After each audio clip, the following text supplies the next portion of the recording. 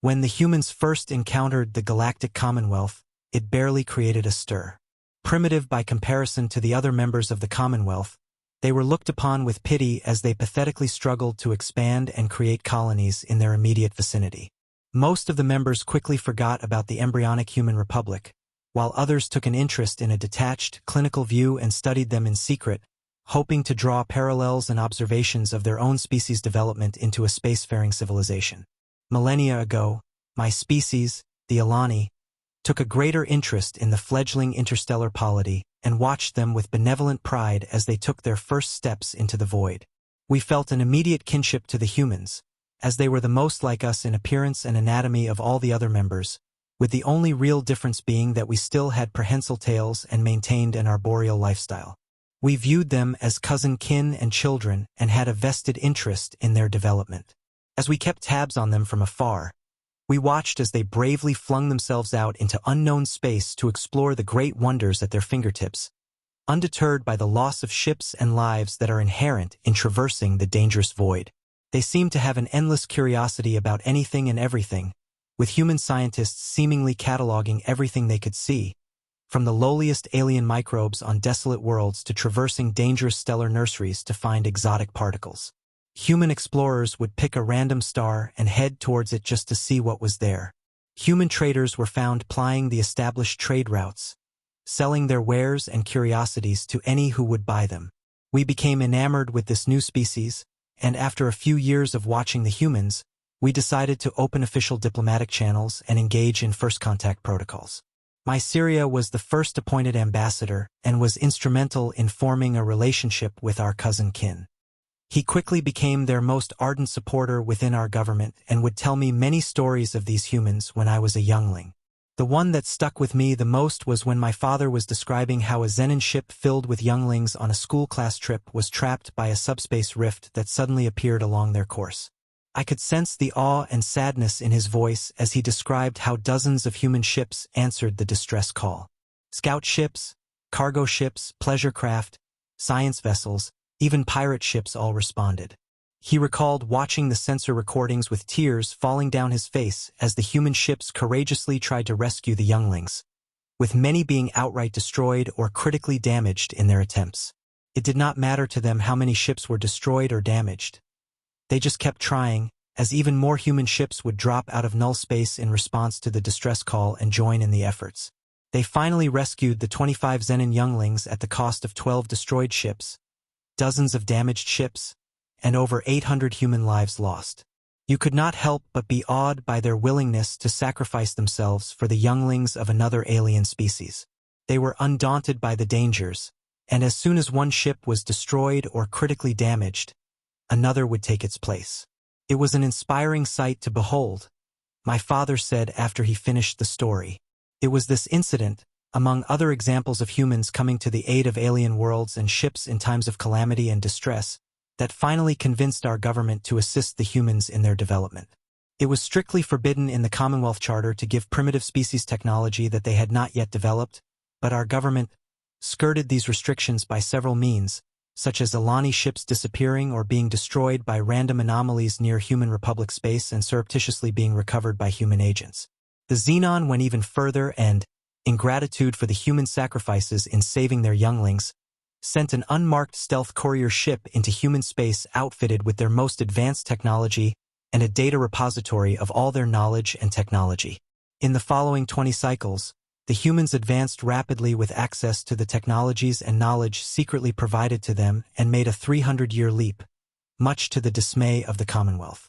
Hearings and investigations were held at the highest levels, but no proof was ever found that any of the members purposefully uplifted the humans, and the issue was quietly shelved after a few cycles.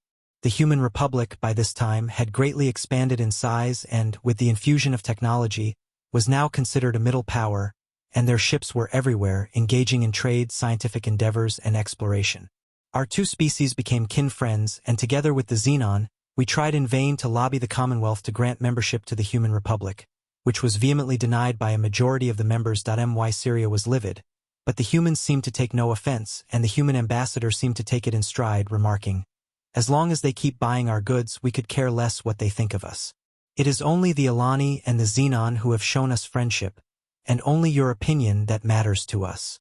Such was the situation in 2172 AD when the insectoid empire launched another wave of expansion and encroached on Commonwealth space once again. The insectoids were a hive mind composed of trillions of 1- and 2-meter-tall wasp analogues with vestigial wings, except for the queens, who could still fly. They would periodically expand and engage in short, sharp conflicts with the Commonwealth and other non-aligned interstellar species and seize territory. Since the planets the insectoids preferred were considered unfit for terraforming by most members of the Commonwealth, we would simply withdraw and allow them to have those worlds in the hopes of avoiding a large-scale conflict. It was impossible to engage in diplomacy or negotiations with the insectoids, as their worldview was so radically different and we could not bridge the gap between the individual and the hive mind. The only communication the insectoids ever had with the Commonwealth was just 2 words: give, leave. Failure to do either resulted in combat, and their ships were numerous and exceedingly powerful, especially their hive ships, which made our largest battleships seem like youngling toys in comparison.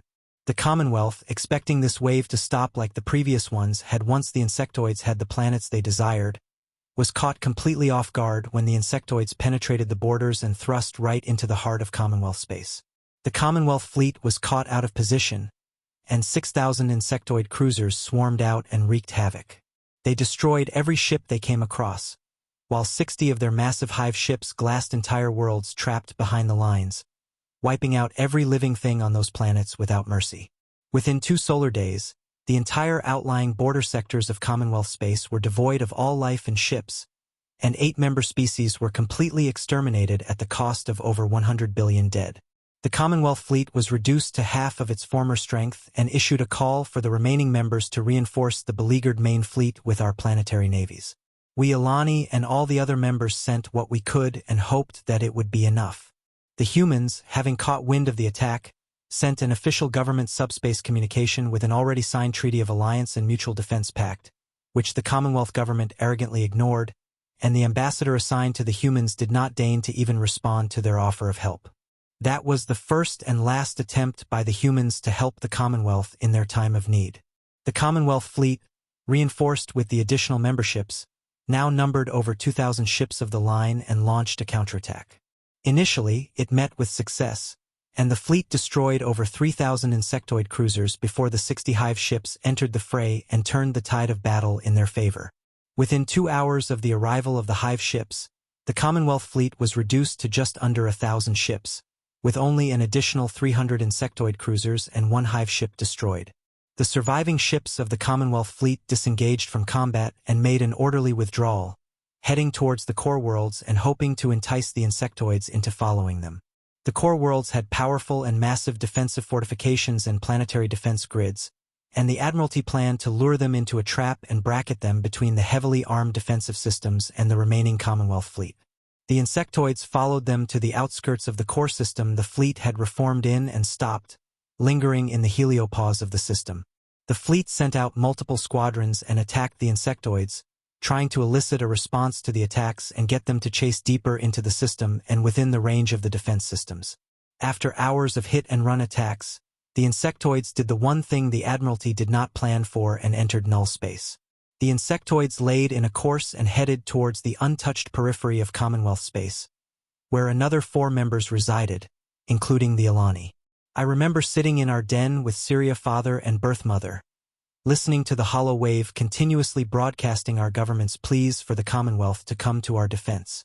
The news organizations had shown us drone sensor recordings of 2 member systems along the insectoid axis of attack and the aftermath. Their home worlds and colonies were glassed. Over 20 billion dead, and the insectoid fleet was on a direct trajectory to hit our system next in 5 solar days. Our entire world held its breath as we finally received a response from the chairman of the Commonwealth the next solar day, who looked like a broken being as he avoided looking at the hollow recorder and, in a shaking voice, read from a prepared statement from the data pad on the desk in front of him. On the advice of my admirals and my cabinet, I regret to inform you that the fleet will not be able to come to your aid at this time.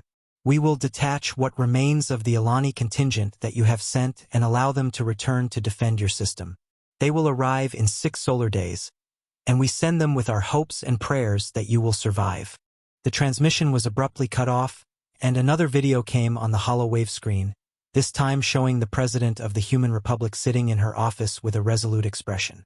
She gazed into the hollow camera as if peering into our terrified souls, and, in a voice that seemed to promise both death and salvation, she simply stated, "We are the Republic, and we will answer the call. Hold tight. We are coming." As abruptly as the transmission appeared, it ended just as fast. The hollow-wave screen returned to the news studio, where the anchors were sitting in quiet shock. Birth Mother fainted, while Syria Father seemed not to notice and leapt out of his chair and hung from the ceiling branches, hooting and swinging around like a crazed youngling. I just sat there shaking, overwhelmed by the enormity of our impending doom, and could not understand Father's reaction. He finally noticed Birth Mother and leapt over to help her. As she sobbed in his arms, he looked at me and seemed to notice my confusion. "You are wondering why I am overjoyed at the prospect of our human friends coming to help us. I know that in school you are taught that humans are a middle power, but have you ever wondered why we have never seen any of their warships in space?" He asked me and Birth Mother. I didn't answer, still wondering what a middle power warship could do against the insectoids. While Birth Mother collected herself, he continued speaking. "I have seen one of their warships, and I have seen the records of their history of warfare against each other. There is not one single species in the Commonwealth that would be able to stand against them despite the technological differences." He paused, considering his next words. "The nice, friendly humans we know have another side to them, a side that no one else has ever seen in a spacefaring civilization. People like the humans tend to destroy themselves before reaching space, and against all odds they made it through the Great Filter." His eyes took on an expression I had never seen before, and he stood up and grabbed me by the arms. "The human ambassador told me a saying after the Commonwealth rejected our membership proposal. To grant the entry, the human ambassador stated, 'There is no greater friend and no worse enemy than a human being. God help them if they ever attack us or our allies.' It was not a boast, my youngling. It was a truth that was spoken with a conviction I have never heard before from another sentient being. You know the sacrifices they made to save those 25 Zenon younglings they did not know that day. Imagine what they would do for their friends and allies." He let go of my arms and embraced me. "Fear not.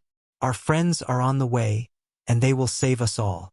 The conviction with which he uttered these words seemed to reach into my heart, and I felt a peace overcome me.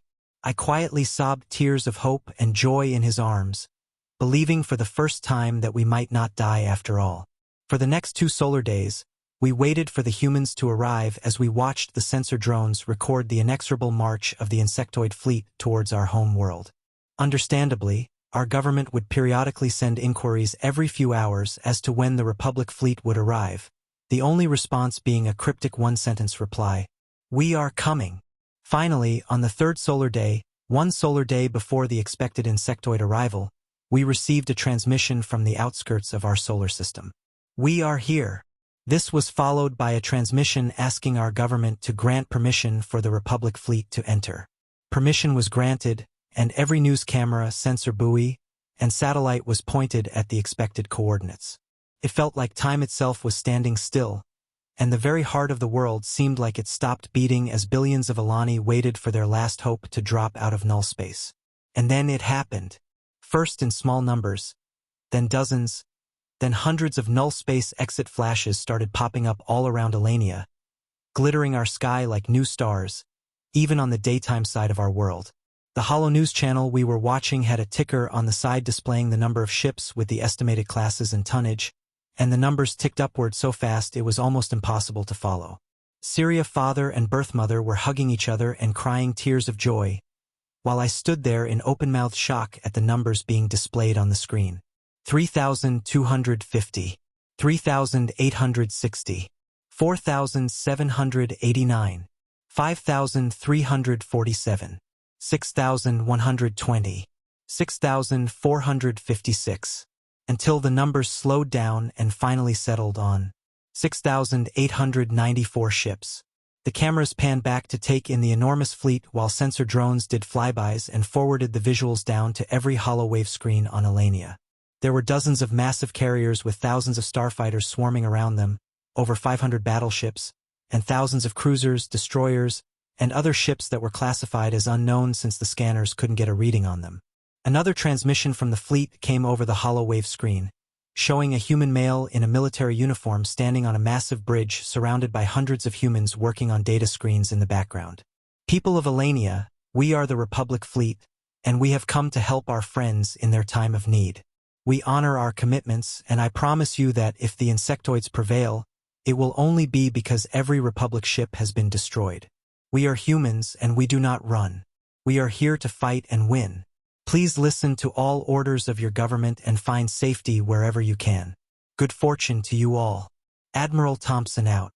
The transmission ended and returned to the visuals of the fleet, which was already spreading throughout the system in individual task forces centered around the carriers, while the destroyers started dropping hundreds of small items that quickly disappeared from view out of their sterns on randomized paths. The news anchors started theorizing on what the Republic had planned, while retired military pundits tried to make sense of the Republic dispositions, especially speculating on the unknown ships that were still defying all attempts at being scanned.